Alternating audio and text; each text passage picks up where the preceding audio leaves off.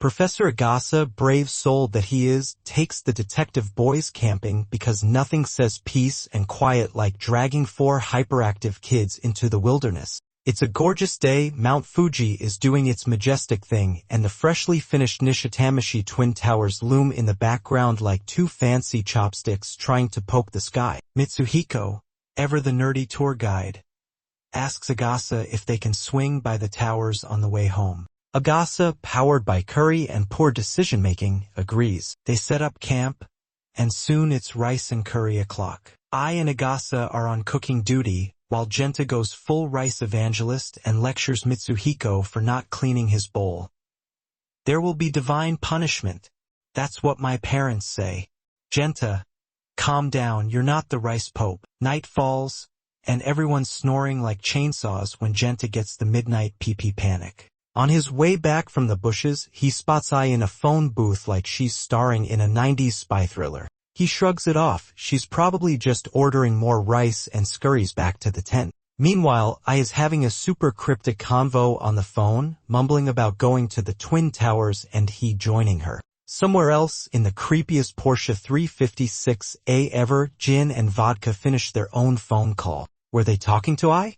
Who knows? But Jin's hair is still fabulous and they're headed to the towers too. The next day, on the way back to Tokyo, Genta's whining about his seatbelt being too tight.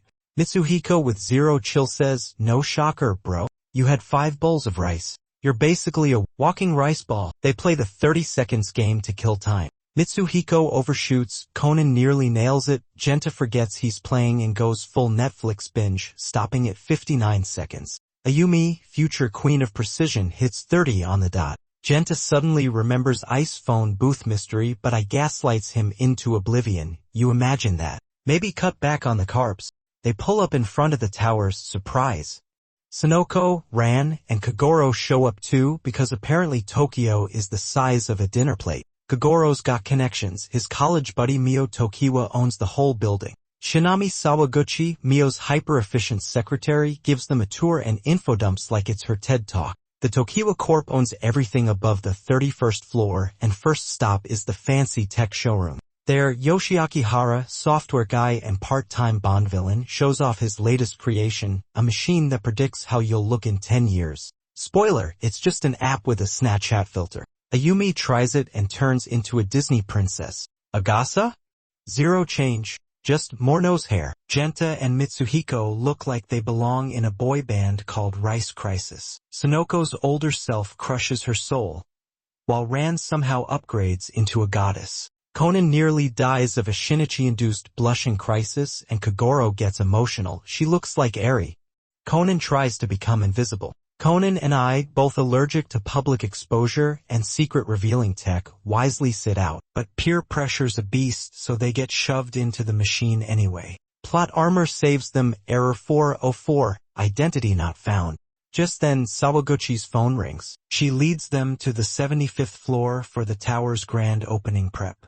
On the way, she accidentally steps on Kogoro's foot. He survives. Barely. Hara jokes she was born in the year of the boar. Charming. They board the VIP elevator, read, "The rich people only ride," which shoots them straight up like they're being launched into orbit. The kids think it's a stairway to heaven. Wrong genre, guys. The party floor is a chaotic construction zone disguised as a reception hall. Mio Tokiwa shows up to introduce some top-tier guests, Hojui Kisaragi, painter and full-time brooding artist, Iwamatsu Oki, a councilman with major, "I paid for this, you will be impressed," energy, and Hidehiko Kazama, the architect who studied under Teiji Moriya, the guy who once tried to blow up a building because it lacked symmetry. We all have our standards. Conan raises an eyebrow at that Moriya name drop. Kazama insists he's not a bomb-happy maniac. He says the asymmetry of the towers is on purpose. One tower gives you Mount Fuji views, the other gets you hotel pool vibes. Genius or evil genius? Only time, and possibly a few explosions, will tell. So Oki, the politician, not the snack brand, already 3 sake cups deep into the "I love everyone here" phase of intoxication, slurs out a request to crash at the hotel. Mio, probably used to babysitting grown men in suits, sets him up in a suite on the 67th floor of Tower B. Oki, in full awkward flirt mode, says he wants to take her out for dinner, then immediately gets distracted by her brooch. Real smooth. Mio says it was a gift. Oki doesn't ask follow-up questions, because mystery accessory lore isn't on his drunk bingo card. Suddenly, Kisaragi, the resident moody painter, rage quits the party. Why? According to Kazama, it's because Mio buys his art, flips it like she's on painting Pawn Stars, and doesn't actually respect him as an artiste. Kisaragi: I came for vibes and validation. Got none. Meanwhile, Hara starts handing out chocolates to the kids like a Willy Wonka with Wi-Fi. He invites them to his place on Sunday to test out a new game he made. Definitely nothing suspicious about a grown man inviting elementary schoolers to his house to test a prototype. Stranger danger? What's that? Eyepieces out, clearly allergic to forced social interaction. Mitsuhiko, bless his confused hormonal heart, pulls Ren aside for a private chat. Ayumi does the same, and now Ran's stuck playing love counselor to two emotionally tormented grade schoolers. Back inside, Sunoko's still staring at her future photo like she just saw her taxes. I breezes past, wondering if she should get a perm. At that moment, two Tokiwa employees step out of the VIP elevator chatting about a luxury car parked out front. A Porsche 356A. Cue dramatic anime music. Conan's heart skips a beat. That's Jin's car, aka the murder mobile. He bolts to the elevator, stares at the car like it insulted his mother, but the Porsche drives off like a ghost in a drag race. Next day, Mitsuhiko meets up with Ran at a fast food joint, not for nuggets, but for emotional support. He confesses he's crushing hard on Ayumi, but she's clearly crushing on Conan. To make things worse, he's also catching feelings for Ai. Classic love square situation. Ran, holding back laughter, tells him it's okay to have feelings, but maybe wait until puberty kicks in before going full romantic drama. Later, Ayumi meets Ran at a donut shop to do her own soul dump. She's into Conan and thinks Conan's into Ran. Ran tries to deny it, but Ayumi is channeling psychic grandma energy. I know. I've seen the way he blushes when you look at him. Ran tries to keep a straight face but is low-key flattered. That night, she calls Shinichi to joke about it. He laughs it off, a little too quickly. But while everyone's stuck in a Hallmark subplot, we cut to Tower B, where things take a hard left into CSI Tokyo. An unknown intruder sneaks into Oki's hotel suite, pulls a knife, and murders the guy on the spot. Bye-bye, politician. No chocolate for you. Cue the detective squad. Everyone's hauled into police HQ like suspects on an episode of Law and Order, Tokyo edition. Megure breaks the news. Oki's dead, stabbed sometime between 10 p. and midnight. A broken sake cup was found at the scene, half poetic clue, half cleanup nightmare. Megure's got two theories. Maybe it fell out of Oki's pocket, or maybe it's a cryptic calling card left by the killer. Kogoro, being Kogoro, leaps in with the logic of a man fueled by beer and bad guesses. Sake cup? It sounds like choco, which sounds like chocolate. And Hara loves chocolate. Case closed. Megure sighs so hard the windows rattle and tells him, bro, Hara's got an alibi. Turns out, all the suspects, Mio, Kisaragi, Hara, Sawaguchi, and Kazama, are still in the hot seat. Oki's death might even be linked to the Tower project since he helped greenlight it. Political corruption? In this economy? Conan suggests maybe the sake cup clue points to Mio because her brooch looks like one. Kogoro flips out, but Megure says she's actually their main suspect, since she was just one floor above Oki. Then Sunoko casually says the sake cup reminds her of the bowl used for mixing paint, which now makes literally everyone suspicious again except Kazama and Sawaguchi. And hey, Sawaguchi might also have a motive. Her dad was an investigative journalist digging into Oki when he conveniently died of exhaustion. Conan. Wow, that's not ominous at all. But no solid proof ties Oki to the death. Later, Conan sneakily peeks at the victim's crime scene photo in Megure's notebook and notices something weird. The blood's missing from a place it definitely should be. Ai, who's always 5 mental steps ahead, confirms she saw it too. Conan's worried it's a black organization hit. Ai shuts it down. They're many things, but subtle? Not one of them. Meanwhile, the detective boys, apparently having watched Scooby-Doo one too many times, decide they're gonna solve the murder themselves. Genta, Ayumi, and Mitsuhiko huddle at Bika Station with a plan. Conan crashes their secret squad meetup like a disappointed dad and gives them the don't get murdered talk. Genta says I was invited too, but she said she had housework. Lies. Instead, Ice watching a gangster movie alone at the cinema, deeply relating to a scene where a guy gets whacked by his former gang after trying to escape with his sister. You know, just a light-hearted flick for self-reflection. Mitsuhiko finally spills the tea.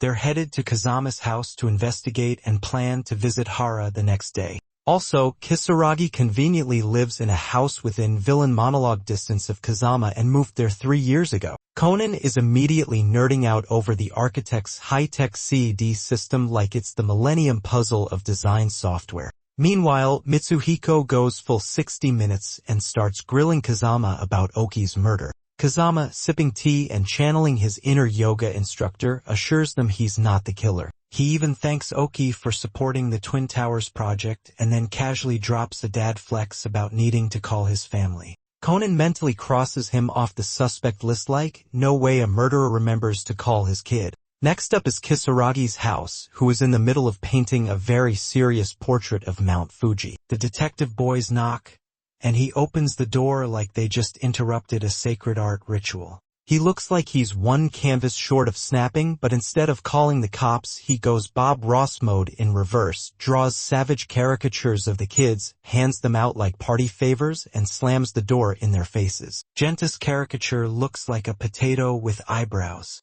They flee the scene of artistic destruction. That night, Professor Agasa gets woken up, not by a burglar or the black organization, but by his own snoring. Man's louder than a chainsaw. He shuffles out for water like a zombie and overhears AI on a suspicious phone call. The next day, he calls Conan in a full-blown panic. She's been re-recruited by the Black Org, I just know it. Conan, cool as ever, is like, chill, professor. Trust the girl. But even he's sweating a little. Then it's off to Hara's place where the front door isn't fully closed, a classic red flag. Conan immediately goes full ninja. Shoes off, sneak mode activated. They find poor Hara face down in the living room, having been unalived sometime between tea and dinner. There's a single chest wound, yikes, a suspicious knife with chocolate cake residue who murders someone mid-snack, and what else? A broken sake cup. Another one. The cops show up like it's Law and Order, Tokyo Drift. Takagi's confused, Shiratori is dramatic as always, and Meguir declares, we've got ourselves a serial killer, folks. Conan privately speaks to Tome from CSI, who's like, yeah, this cup's faker than Sunoko's last designer bag. No blood equals planted. Also, Hara's hard drive was wiped cleaner than Kogoro's memory after drinking. Tokiwa, Kazama, Kisaragi, and Sawaguchi are now the main suspects. And just to make things weirder, Tokiwa refuses to postpone the tower's grand opening party. Instead, she sends 2 VIP invites to the cops like, catch me if you can, losers. Meguir's blood pressure is officially rising. Meanwhile, in the most ominous cutscene ever, a black Porsche 356A slides up to an apartment building. Jin steps out looking like evil incarnate in designer boots. He joins Vodka, who is raiding an apartment formerly belonging to Akemi Mayano. They boot up her ancient laptop like it's a doomsday device. I calls Akemi's number at exactly the wrong time, hoping to hear her sister's voicemail. Jin's tracing her faster than you can say trap, but just before it connects, BM. Conan yanks the plug like he's disarming a bomb in an action movie. What are you doing, You trying to get yourself vaporized? I runs off crying, and Conan's left standing there, regretting he didn't bring tissues. Later, I confesses to the detective boys, I just wanted to hear my sister's voice again. Cue collective group hug, tears, and friendship sparkles. Ayumi cries, Genta probably cries. Mitsuhiko tries to cry but fails stoically. Then it's finally party time. At the Twin Towers, a very suspicious metallic ball rolls into the surveillance room like it's auditioning for a spy movie. Gas everywhere. Guards drop like flies. The culprit plants bombs like it's Black Friday in reverse. Server room, entrance, rooftop. Boom, boom, kaboom. Back at Kogoro's place, everyone's getting ready for the party, but Sunoko is fashionably late. Conan and I have a mini whisper con about whether Hara was secretly a Black Org affiliate. Ice like, maybe? They're into recruiting all kinds of weirdos. Sonoko finally shows up with ice-exact hairstyle, looking like her twin who just got out of a salon brawl. I blinks in disbelief, like, did I just get copy-pasted? No time for that though. The gang heads to the towers while outside, the entire Tokyo police force is being held at the velvet rope like sad party crashers. Tokiwa said no badge, no entry, and even Shiratori can't sweet-talk the bouncers. Inside the reception, a shiny red Ford Mustang convertible is proudly displayed on a platform like it's about to perform on Japan's Got Talent. The kids ask the real question. How did they get this thing to the 75th floor? Ayumi, once again the real MVP, notices a separate cargo elevator. Mystery. Kinda solved. Then Mio Tokiwa herself steps on stage and announces a game. Not just any game, the legendary 30 seconds game taught to her by her dad. It's basically adult hide-and-seek for time. Whoever guesses when 30 seconds pass without looking at a clock wins the car. If there's a tie, rock, paper, scissors to the death. Okay, not to the death, but close. Loser gets a mountain bike with a dorky helmet. Mio's assistant goes around collecting watches and phones, but for some reason, skips Conan and I.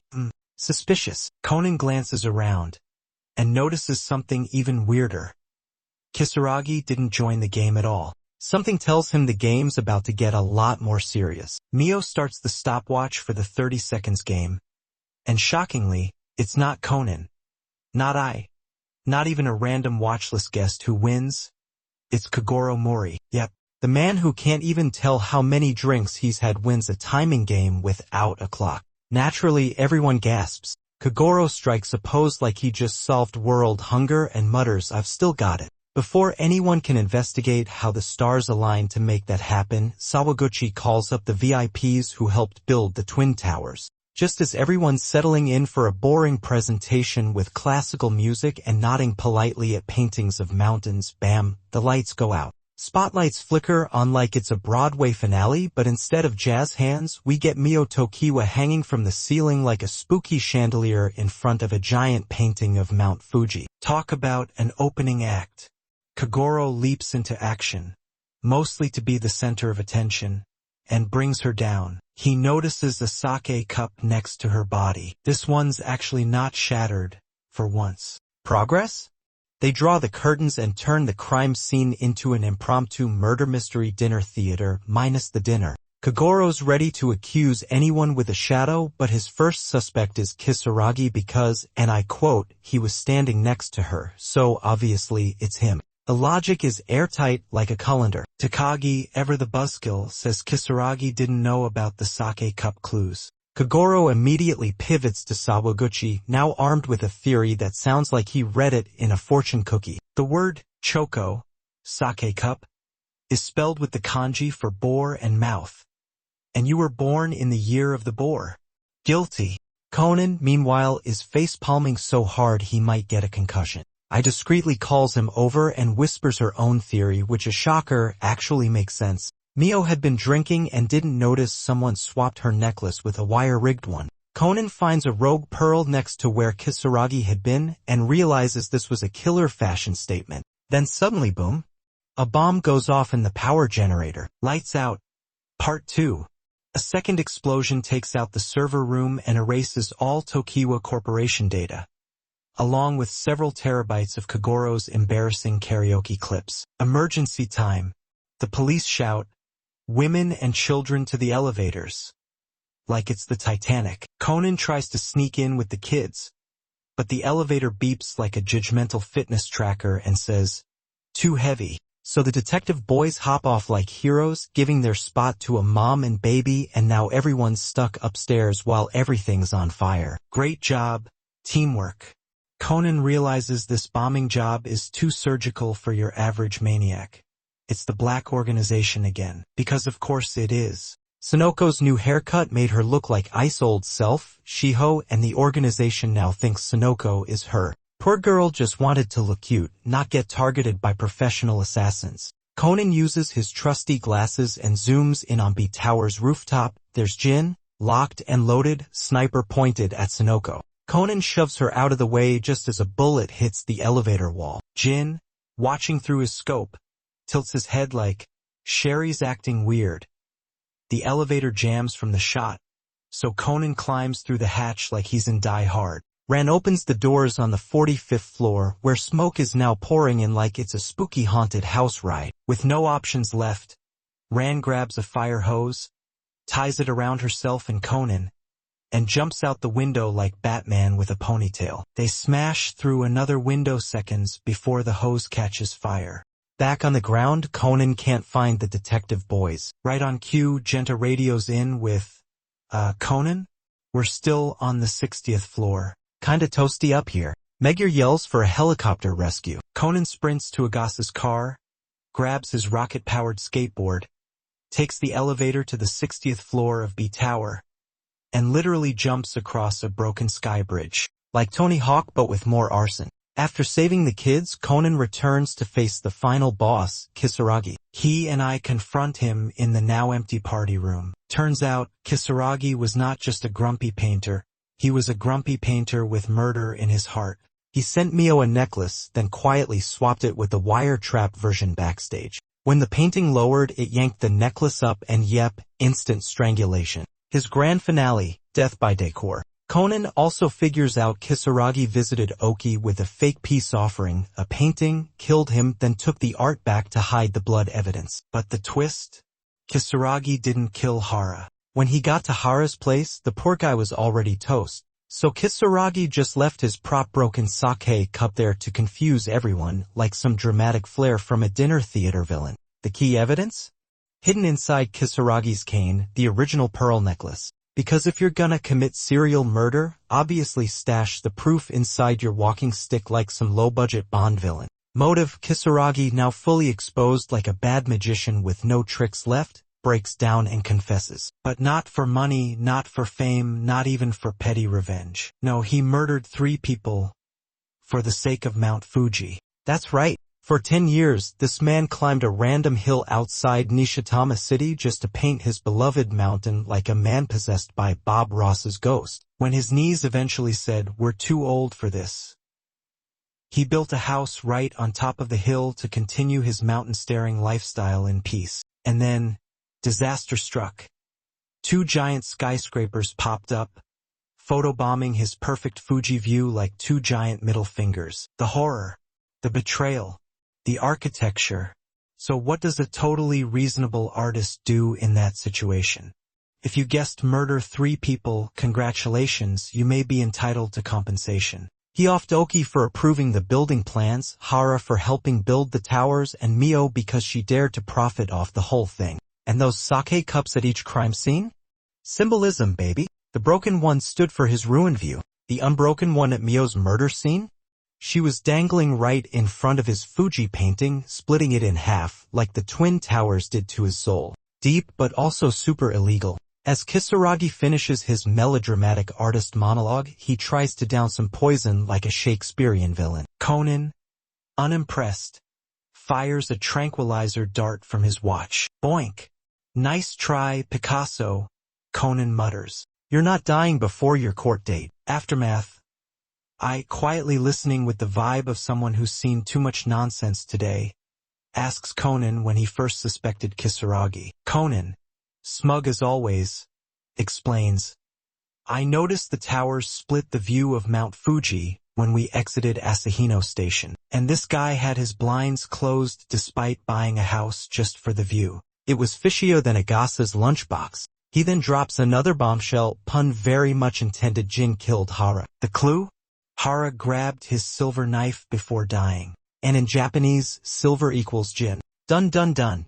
Jin missed the hint because apparently even elite criminal masterminds skip language class. Conan says Hara must have hacked into the black organization's computers, which explains why his entire hard drive was erased. Just as things seem under control, I notices a glowing red light behind the bar. Unfortunately, it's not from a trendy cocktail machine, it's a bomb. Actually, it's bombs. Under every table. The reception room is now a party platter of explosive death. Meanwhile, Vodka, watching from his evil lair, hits boom button to stop the helicopter from landing on B Tower. The whole place is now basically Die Hard with extra math. Conan, never short on death-defying ideas, eyeballs a shiny red Mustang in the room and says, "We can jump to B tower." I blinks. "That's a 50-meter gap. And we need at least 60 meters for a safe landing," she adds. "Plus, the math says we'll have about 2 seconds of airtime before we become street pizza. Also, your watch just died." Everyone, "Oh good." But Ayumi, resident time-counting prodigy, is like, "Hey, remember I almost won the 30 seconds game? I got this." Being a genius, stays behind to double count with Ayumi and promptly sits back down like she's in a cafe, not a bomb room. Genta sees this and screams, "No time for existential reflection." Then goes full fireman's carry and hauls I back to the car with 5 seconds to spare. Cue the greatest car jump in anime history. The countdown hits 0. Conan slams the gas. The Mustang blasts forward. Bombs erupt behind them, launching the car like a missile of justice. Mid-air, I nearly gets yeeted out of the car, but Mitsuhiko pulls off the anime save of the century. "I got you." Then, plot twist, Conan sees a giant glass sculpture in the pool on B Tower. Oh no! Ice Face is about to meet modern art. With 1 second to spare, he kicks Ayumi's prize helmet into the sculpture, shattering it and clearing the landing zone. MVP move right there. Splash. They land in the pool like action heroes returning from a Red Bull commercial. Ayumi, cheeks red, explains her weirdly accurate timing. "I just counted my heartbeat when Conan's near me." Everyone else, "We are not unpacking that right now." Meanwhile, on the villain side of town, Vodka stares at a monitor. 5 kids and a geezer just jumped a flaming building in a car and survived. Jin, sipping cold brew like he does this every Thursday, whatever. The server's fried. Mission accomplished. The grand finale. Police arrest Kisaragi, and finally, Kogoro, after everything. Bombs, multiple murder confessions, and 1 destroyed building screams in horror. "My car!" The camera pans to his brand new Mustang, now soaking in the pool like it's enjoying a vacation. Rest in peace, Horsepower.